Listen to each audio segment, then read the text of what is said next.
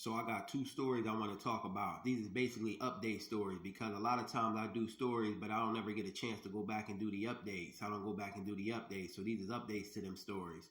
The first one I want to talk about is that sister Anitria West, who was unalive, that was working at that church's chicken in Memphis. Her unaliver has been called Monica Williams.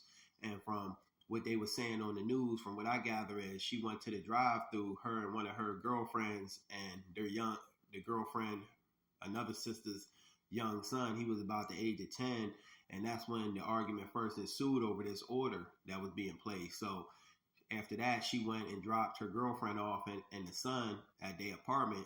Then she came back to the scene. So this is premeditated. She thought this out. So she came back to the scene and found Anitria West outside on the phone, where the person that was on the other end of that phone could heard her say she was going to kill her. So the person on the other end of the phone heard this being said, that she was going to kill her. And then, that's when all hell broke loose, that she killed this sister over chicken. Insane. Now, this sister's life is taken.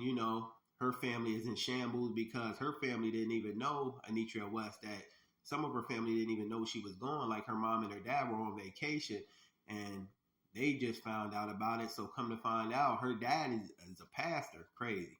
So yeah, it's just a sad story. Two lives will be lost now, and this lady Monica Williams is going to regret the action she made in the heat of the moment. Now she's going to have a rest of a lifetime to think about her actions. You know what I mean? And rightfully so. You don't take nobody's life over no damn chicken.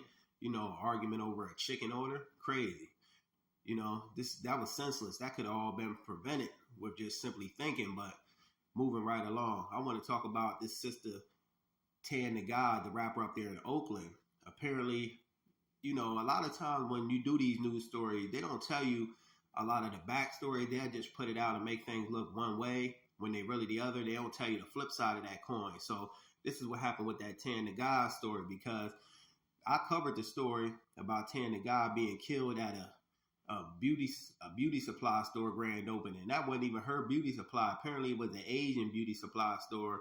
And apparently Tandagod had murked her boyfriend, who was a alleged gang member with ties to the streets.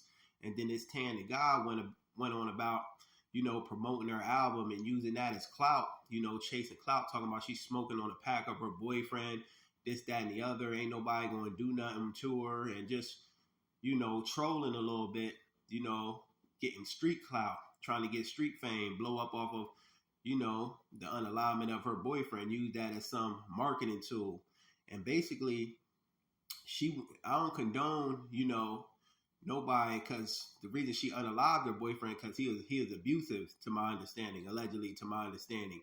And, I don't condone nobody beating a woman or nobody getting their hands put on, period, because that's a no-no. But, yeah, at that moment, she was a victim. But when this happened, when she started chasing clout off of the murder, the unalignment of her boyfriend, and talking about she's smoking on this and that on album covers and things like that, she went from the victim to being, just as much involved in it. She went from a victim to being involved with something, having one foot in and one foot out. You can't have one foot in and one foot out.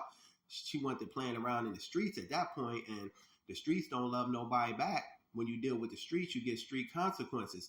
And I'm not saying it was right that her life was taken, but, this just goes to show you that news and things don't be printing up things in the right way they should, because they will have you look at this sister was a victim.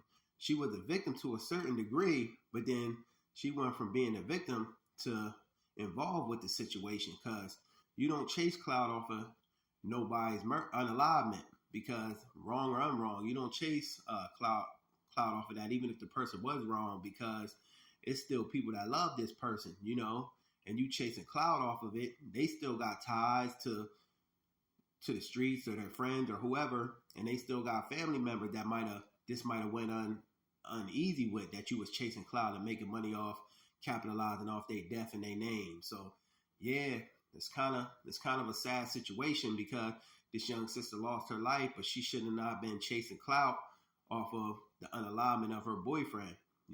Just my thoughts on the matter. Peace.